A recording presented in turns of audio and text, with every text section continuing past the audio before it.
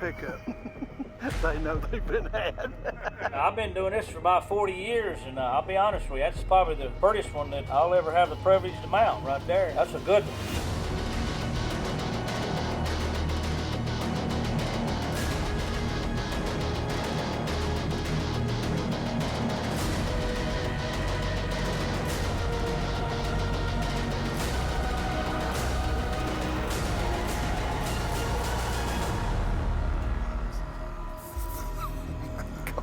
Can you believe that?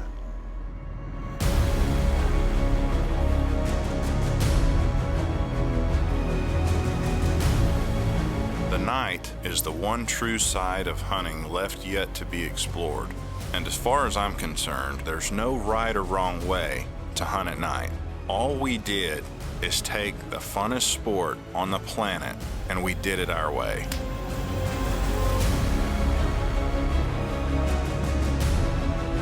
We are all complete addicts. And if anybody tried to come and tell us we had to stop, good luck with that.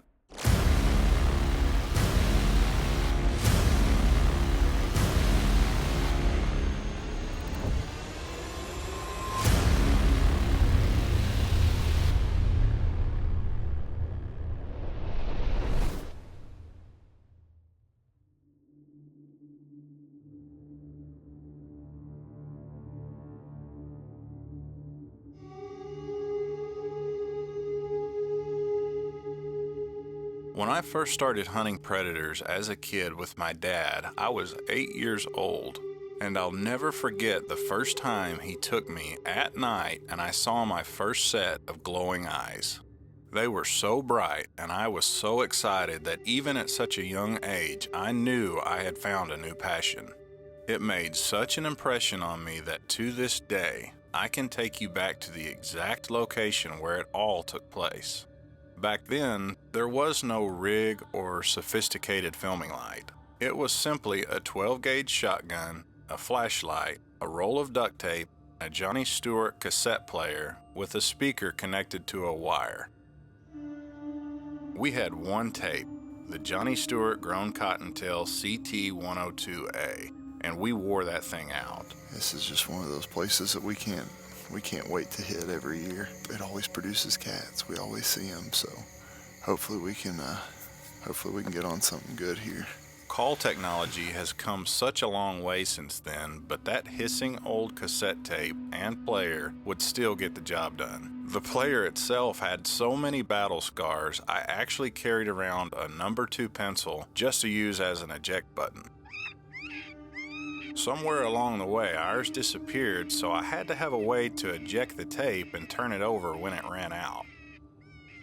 All of the Johnny Stewart sounds are the best sounds out there, but I believe that this one particular sound is really what made me such a bobcat nut.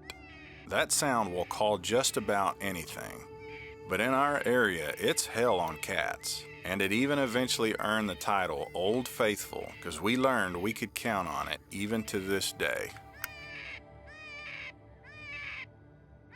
About 5 years ago, we decided to start giving some of the younger, more juvenile cats a pass. And we did it for several different reasons, but the main one being we simply don't want to kill them unless they are a full-grown, mature trophy cat. He's small.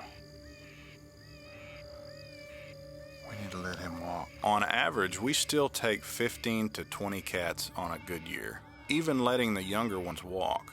And to be honest with you, it's more fun to just watch them and see what they're gonna do on their own when they're this size. In doing so, the number of up-close encounters we've had these last few years has gone way up. And as a result, we've learned so much about bobcats and their nature by just letting things play out on their own. After all, you don't have to kill them all to have fun. And you will most definitely learn more from them when they are still alive to teach you.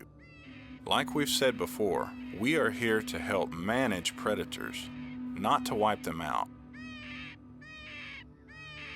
If you've never taken a cat before and you're just wanting to kill your first bobcat, then by all means, it doesn't matter how big or small they are. I mean, it's your first bobcat standing there. Trust me, we have been there before, and there's nothing wrong with that at all. Yeah, man, that's a first-year cat. Let him keep coming. See what he does.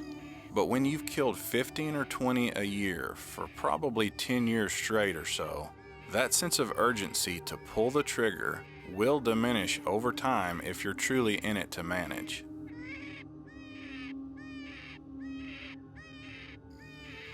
He's just a little guy who will mature into a full-grown trophy cat someday. One thing's certain, being young and dumb and showing up in front of our lights has undoubtedly made this the luckiest bobcat in the state of Texas on this night.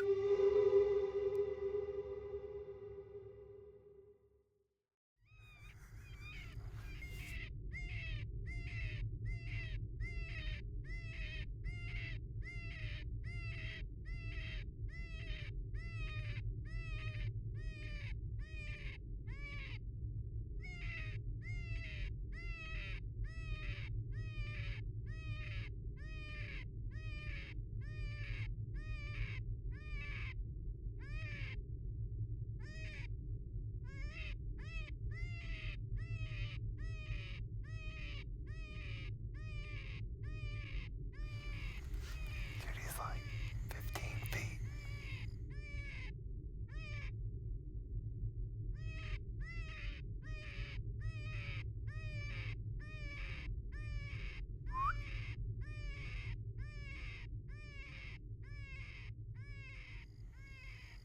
There he goes.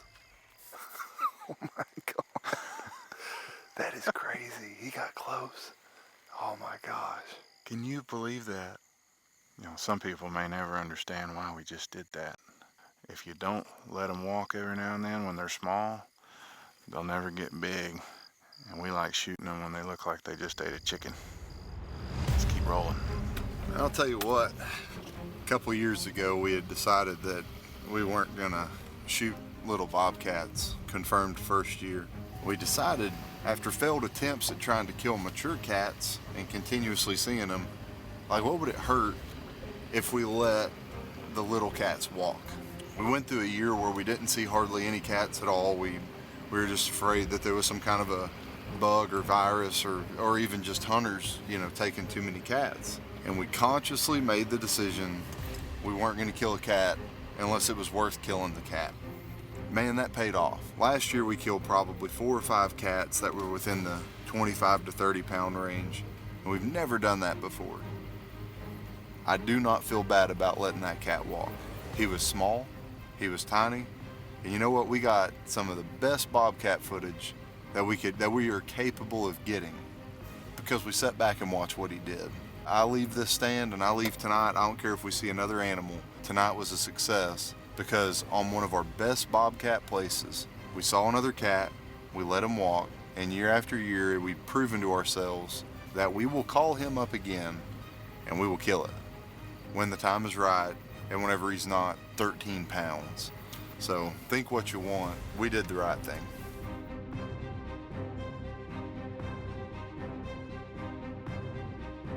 Bobcats, big or small, are unique in their own way, and that's why we love them so much. For the night crew, being selective on the ones we take is a decision that's taught us how to gauge which ones need to stay and which ones need to go. One thing's certain, once you've killed enough of them, you'll know a true full-grown chicken eater the moment you lay eyes on it.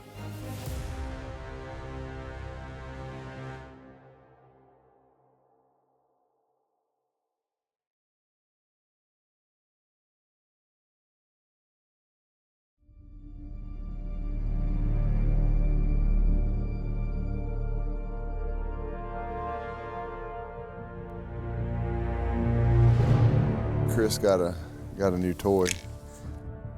Got a Remington Versa Max. Kind of starting off the night, trying to see if we can't get a good kill with this. And I never have been much of a shotgunner. I always just like my old bolt gun. Doesn't matter if it's 10 or 300 yards away, I want to get it done. But if we get to use the new Versa Max, if that happens on this stand, then that means we called something in really close. And and we're gonna have some good footage of it. So let's see if we can put this thing to work.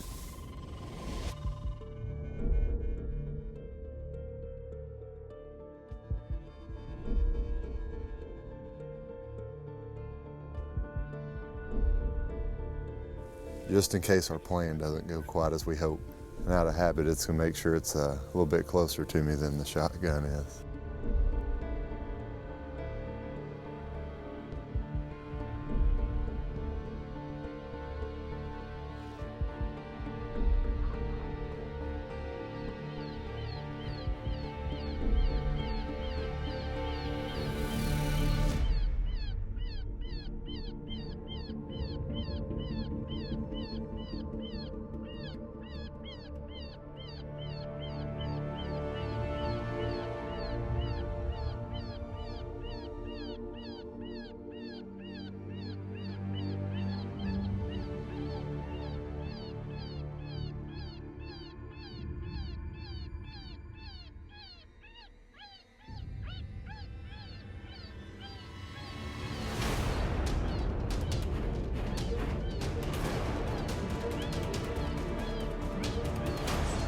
And he's coming right to the truck.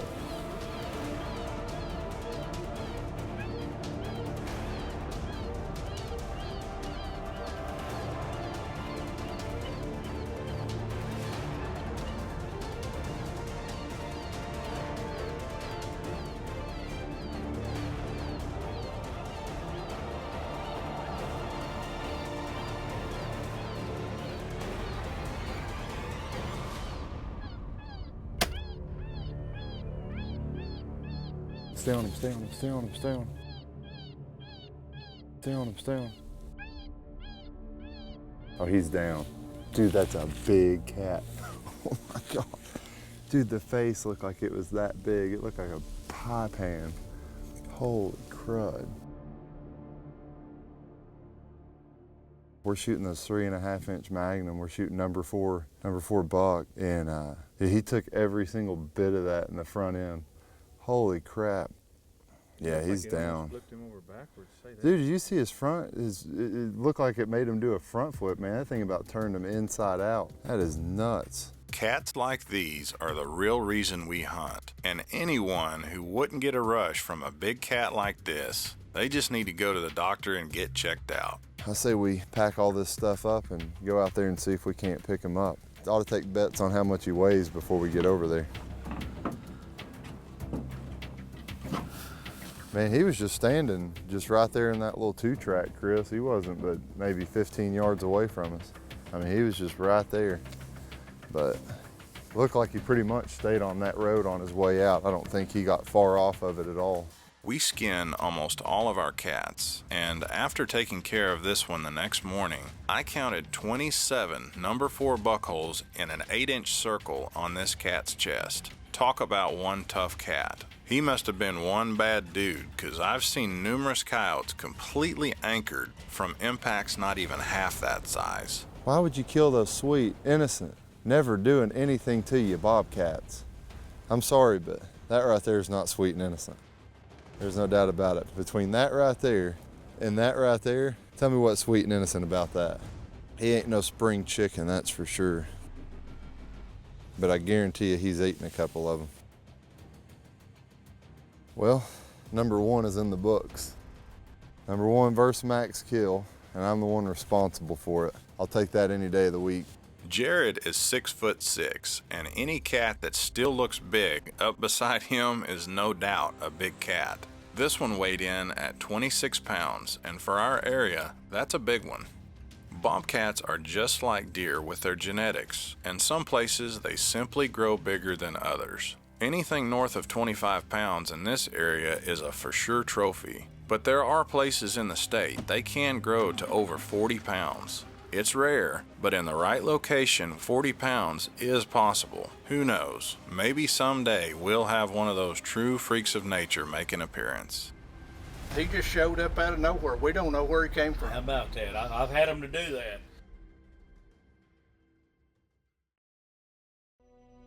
I'm with one of my favorite hunting buddies, Jim Class, on the way to the taxidermist, and there's only one person that I'll trust to mount a bobcat. and that's Larry Hood.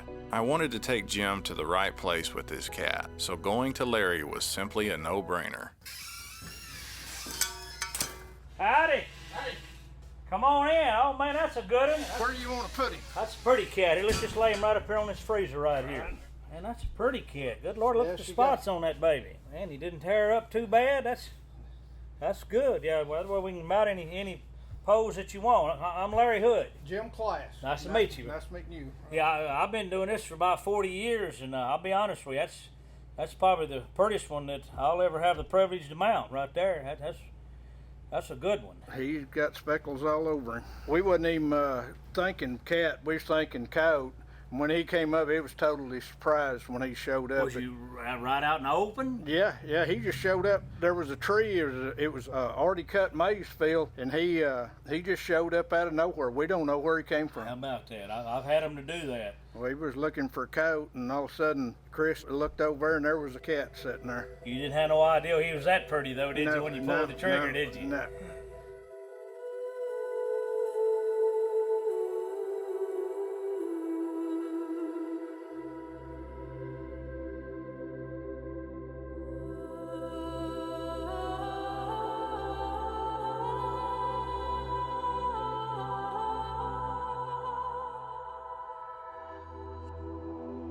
This cat was special to both me and Jim because it marked a 2-year mission to find a full-grown trophy bobcat to mount. Not for himself, but for a friend that really wanted one in her house. When Jim told me what he wanted to do for someone last year, I jumped at the chance to help him find what he was looking for. And as luck would have it, one night we had an encounter with one of the biggest cats we've ever had come to a call.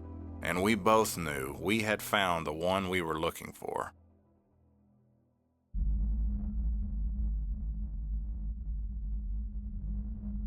He was a tank that would have easily weighed in the low 30s. But unfortunately, the shot was low, and the reality of hunting came around once again. We looked for that cat for 2 days and never found it. We did all we could. But Jim is not one to easily give up, and on this night, he's back to settle the score. At this point, Jim was looking for one thing, and that was redemption. And the moment I hit this set of glowing eyes, I knew he was about to get his second chance. It was that moment of truth we all look for, and Jim was hell-bent he wasn't going to make the same mistake.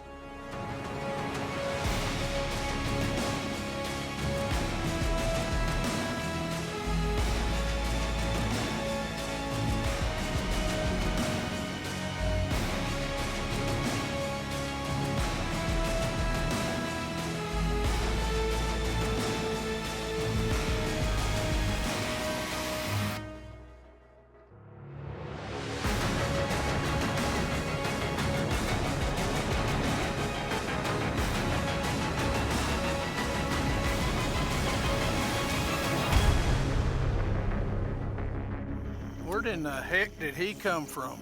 Just showed up. I mean, just not 50 yards. Right from the tree there, he just popped up out of nowhere. He couldn't have come from behind us, though. You've been wanting one to mount for that lady, Yeah, I'm gonna call and see if we can get that cat in the freezer pretty quick. If I can find the number. Here it is. I want to save it where we can have it mounted. Hey, this Jim. I just killed a big bobcat and it's pretty. Do you want it? All right, we was out hunting and so, okay. All right, bye. Yeah, she definitely wants it. It ain't every day you get to kill one like that. No. I think it's a big cat. Yeah, it looked pretty big. Let's go out there and look at it. I was so proud for Jim. My gut was telling me we had just taken the cat of a lifetime. Hope he's easier to find than what a dove is in this maize stalks. Here he is. Man, what a cat. Look at the spots on this thing. And my gut was right. This was one beautiful animal. Big old male. Man alive. I hadn't seen one like this in a good while. Got a big old head on him, don't he? That's quite a cat right there. He can claw you up with them claws. Whew, I'd hate for him to get a hold of me. You think we ought to go get him loaded up and get him in a freezer for that lady? Jim had finally done it, and I was honored to have been there with him during that moment. It was something special I'll never forget. I think we need to run town, put him in the freezer right quick, shouldn't we? Not a bad idea. Get him in there before he runs. He's too good a cat to let go to waste. This is a hunt that will undoubtedly be relived in my head for years to come. Not just for the cat, but more importantly for the time I got to spend with a real friend in his pursuit to do something special for someone else. This cat will forever serve as a reminder to the night we overcame failure and why it's so important to never give up. As for Jim, only time will tell what his next adventure will be, as I'm sure there will be one sooner or later. And as for myself, I just hope I'm along for the ride.